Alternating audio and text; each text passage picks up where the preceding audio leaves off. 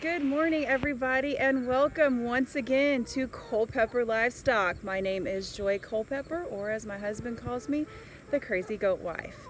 It's nice and early down here in the hot and humid South Texas, and today is another exciting day for us. I've already got the truck and trailer all hooked up and ready to go. I'm going to get all the morning feeding and chores done, and we are on the road to College Station, Texas. We are going to be going to Global Genetics, where we're going to be having a flush performed.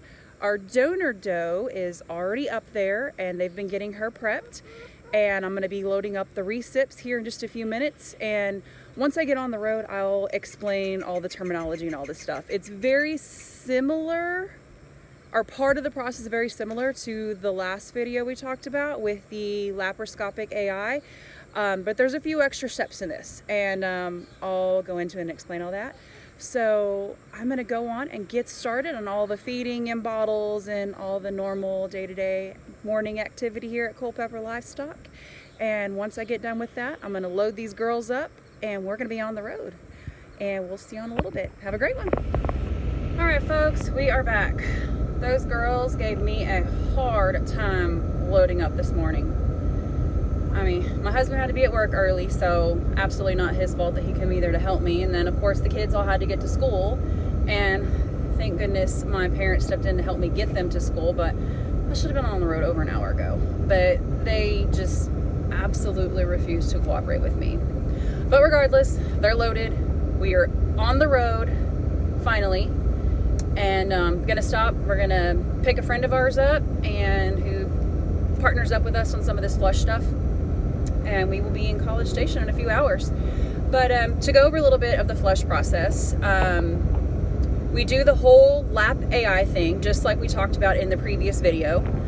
The only difference is on what we call the donor doe, which is your donor doe is your high-end doe that you want to get lots of babies out of. And the one we chose in particular to be a donor this time her name is Dangerous Dreams. We purchased her a few years ago. Really just awesome doe with some really good genetics behind her, and we want to pass it on as much as possible. So that's why we've opted to do this flush. And we're actually flushing her. We're gonna try something a little different. We're using two different straws on her that both have very, very deep South African genetics. So like I talked about in the beginning, our goal here at Culpepper Livestock is to try to stay true to the South African bloodlines and the traditions of the South African boars. But anyway, we did the whole, on the donor doe, she had a cedar put in, which is the progesterone. The recips also had a cedar put in on the exact same day.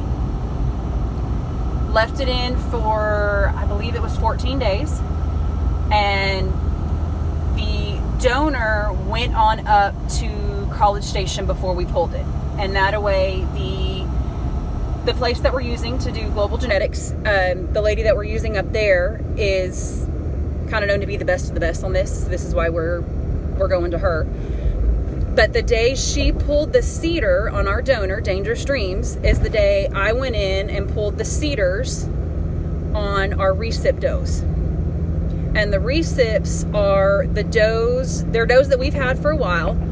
We know they don't have any birthing difficulties. We know they're very excellent mamas. They're good milkers, and that's why they were chosen to be a recip.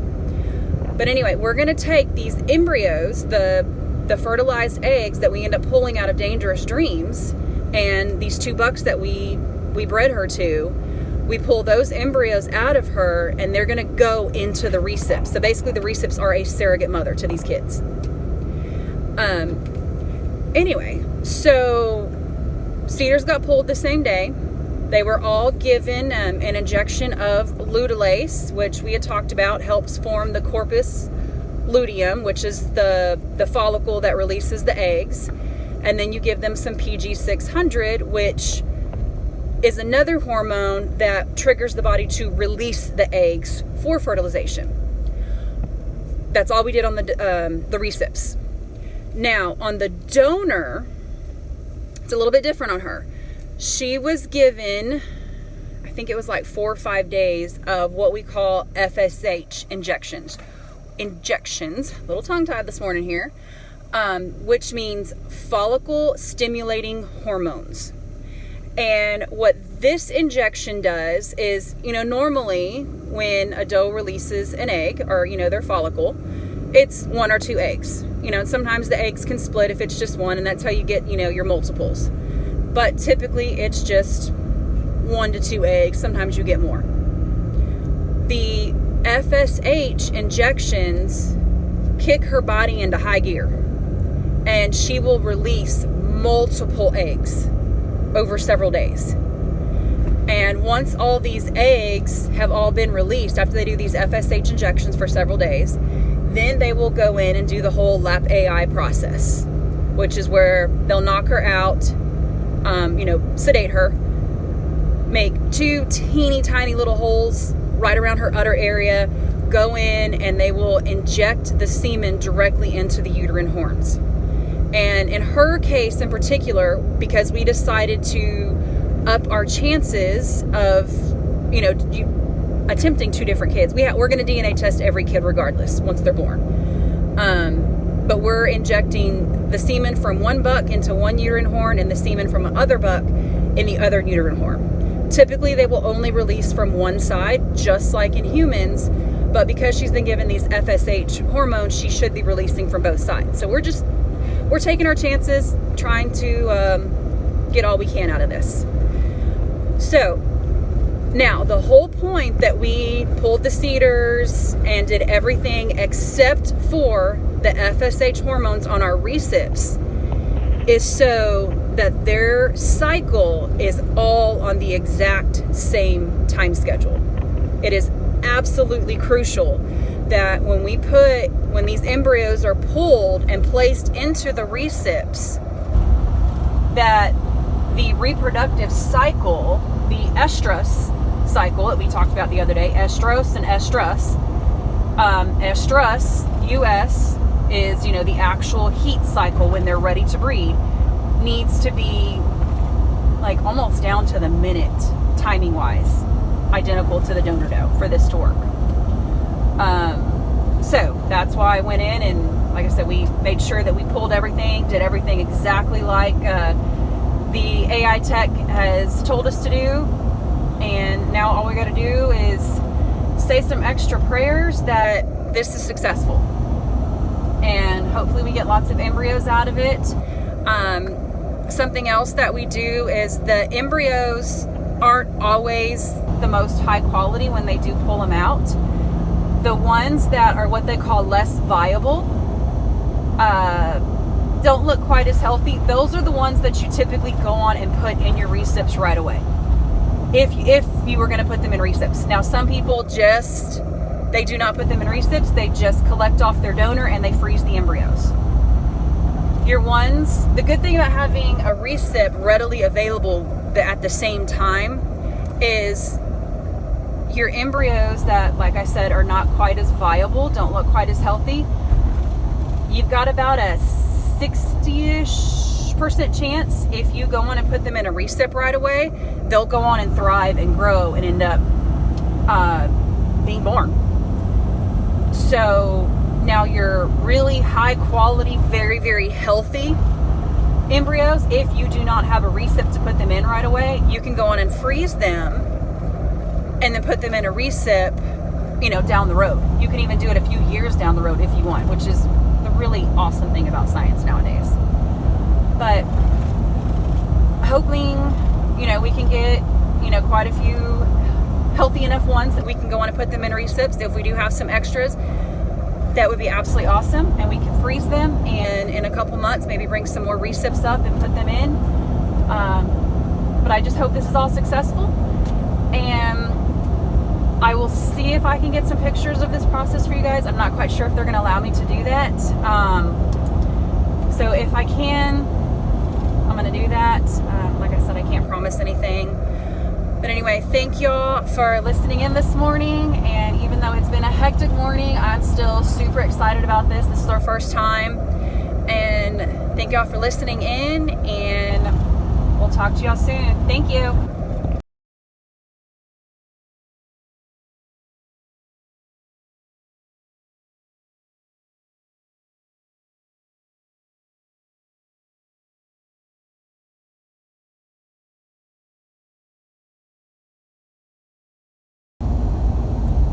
everybody. We just got finished with flush day number 1. It's been a long day. It's about 6:30 in the evening now, as opposed to 6:30 in the morning when I first started all this stuff. But we're almost back home with the recips. I'd like to say it was a pretty successful day. I mean, some things could have been better, but some things could have been far worse. Today was the day that our friends' does ended up flushing, and doe number 1, they ended up getting 1 viable embryo and 30 eggs, but they were not fertilized, so that was a little bit of a bummer. Doe number 2, 24 viable embryos. Folks, that is almost unheard of. That is an absolutely awesome flush, and only 1 non-fertilized. So that's really awesome. Unfortunately, doe number 3, they were not able to get any viable embryos out of. So normally if you get between 8 and 10 embryos out of a flush, that's considered a pretty good day. So doe number 2 kind of made up for number 1 and number 3 not having the best day as far as flushes. Now, the recips were ours. Due to nobody's fault, a little bit of miscommunication, the flush days and which does go to which recips ended up getting flip-flopped. So thank goodness we're really good friends with the other ones that we went up there and we're doing this flush with. They put their embryos in our does, and we're going to put our embryos in their does. And anything left, we can go on and freeze. Well, on the recips, unfortunately, one of them ended up having a little bit of an infection, which they think could have possibly been from the cedar. I mean, obviously, anytime you add a foreign body into the goat, especially, the vaginal canal, you chance an infection. So we decided not to use her just in case it was an infection, but as soon as I get home, she is going to get started on some antibiotics. Another doe we found out was a short cycler. She was already coming back into a heat. So unfortunately, that made us unable to utilize her. And then the last one, when we got her flipped over, she kind of had something going on with her udder, and we were scared that maybe she has laid on a cactus or something and had possibly something going on. So we decided not to chance it. Again, she's going on antibiotics also as soon as we got home. But the last 4 that we took, we were able to successfully place 2 embryos each in 3 of them. And then the one doe number 1 that produced 1 viable embryo, we did put her 1 into another doe. So hopefully this will be successful. In about 30 days, I'm going to go in and we'll ultrasound them, and hopefully everything is okay and we end up having live babies in about 5 months. And then I'll do the same thing on the group that we do tomorrow. I'll pack my machine up and I will head over to our friend's house and I'll ultrasound the does that they have. Now, since the whole doe thing got flipped, it's fortunate that we are very close friends with the ones that we're doing this flush with, because we just kind of blew it off and we're like, okay, mistakes happen, we're all human. But what we're going to do is, like I said, we're putting our embryos in their recips, and we're going to put they put theirs in ours, so it's going to be fine. But for stress purposes, even though our recips are carrying their embryos, we're going to go on and bring our girls back home. That way they get to go back to an environment that they are completely familiar with. It's going to eliminate stress, which is going to end up being more positive for them, because it's up in their chances of them actually carrying this pregnancy all the way through. And then the same thing's going to go with our embryos going in their recip does. They're going to go on and take them back to their house. That way those does are comfortable. They know where they're at, less stress on them. Now, once all the kids are born, and then once we wean them, we'll go on and flip-flop kids then, or make arrangements, or whatever. we don't live but like 30-45 minutes apart, so it's really not that big of a deal. I trust them, they trust us. We pretty much go off the same protocols. We're on the same feed program. We know each other takes care of their animals, so I'm not really too worried about it. All right, guys, as y'all can see, we are at home. These girls are unloaded and happy. They got some full bellies on them. These girls were some troopers today. This girl right here is Diamond. She's one that we put an embryo in today. This one right here with the spots, this is Miss Doodlebug. She got an embryo in her today.